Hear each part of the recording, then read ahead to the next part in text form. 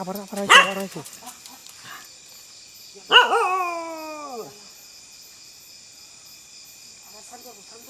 রাও করে না তুমি রাও করে না আল্লাহ।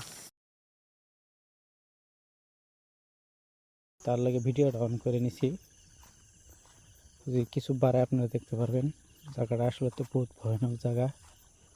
এই জায়গাতে রাতে মানুষ চলাচল করে না, রাতের 12টা বাজে। তো দেখতেই পাচ্ছেন চারিমুড়ে কোনো বাড়ি ঘর নাই, এটা একটা শ্মশান খোলা। তো আমি এলাকায় যাইতেছি এই রাস্তাটা দিয়ে। রাস্তা মানে কিছু একটা বাইরে হতে পারে, তার জন্য আমি একলা গেতেছি। এটা একটা ভয়ানক জঙ্গল। এই জঙ্গলটা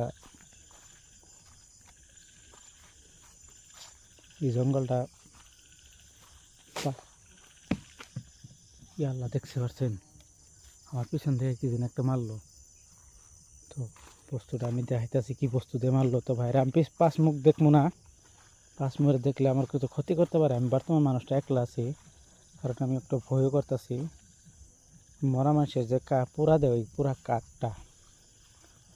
তো আমি যাওয়াটা বেশি ভালো। এমনি একটা নদী আছে, নদীটা আমি পার হইতেছি। পার হয়ে আমি বাড়ি মুখ যাবো, কারণ এই জায়গার থাকাটা বেশি একটা ভালো হবে না। কারণ এই জায়গাত খালি মানুষের আসে না মানুষজন কোনো দিনও। তো আমি নদীতে পাইছি, জায়গাটা খুব পুরো ভয়ানক জায়গা। তো আমি ভিডিওটা অন করার কারণ হলো যাতে আমার সাথে কোনো অঘটন ঘটলে আপনারা দেখতে পারেন, তার জন্য আমি ভিডিওটা অন করে নিছি। ও নদীটা পার হওয়ার পরও একটা ভয়ানক জঙ্গল আছে, ওই জঙ্গলটার মধ্যে আমি ক্যামেরাটা অন করে রাখবো, কারণ কিছু ঘটলেও মানে মোবাইলে তো রেকর্ড হয়ে থাকবে। আর মানুষের এইগুলো জিনিস বহুত মানুষ আছে বিশ্বাস করে না, কিন্তু জিনিসগুলো এখনও আছে।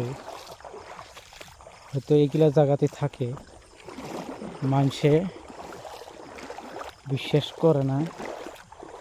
এগুলো জায়গাতে অল্প একলা একলা এসে দেখবেন কত ভয় কত ডর। তো আমি নদীটা পার হয়ে জঙ্গলটা দেখতে পাচ্ছেন, একটা একটা গাড়ির ঘাট। নদীটা পার হয়ে আমি জঙ্গলটা মতো গেতাছি। তো হয়তো আমার বহুত ভয় লাগতেছে, কিন্তু ভয় লাগলেও এখন কী করবেন, আমার তো যাওয়াই লাগবে বাড়িতে। আমি এক জায়গায় গেছিলাম, যাইতে আমার হয়েছে রাত। রাত হওয়ার লেগে আমি একলা একলা গেতেছি এখন।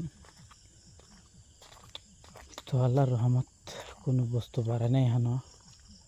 হয়তো আমার কাছে লাইট আসছিল তার জন্যে। নদীর ওই পারে কিবা একটা বস্তু আমার পিছন থেকে মারছিল, কিন্তু আমি পিছনে ফিরে চাইনি, এখানে কোনো ক্ষতি করতে পারে নাই। তো ভাইরা এদিকে আর জঙ্গল নাই, এদিকে আমরা বাড়ি ঘর কিদিন পাইছি। তো আমি এখানে ভিডিওটা বানাইলাম, কোনো ক্ষতি হয় নাই। তো সবাই ভালো থাকবে।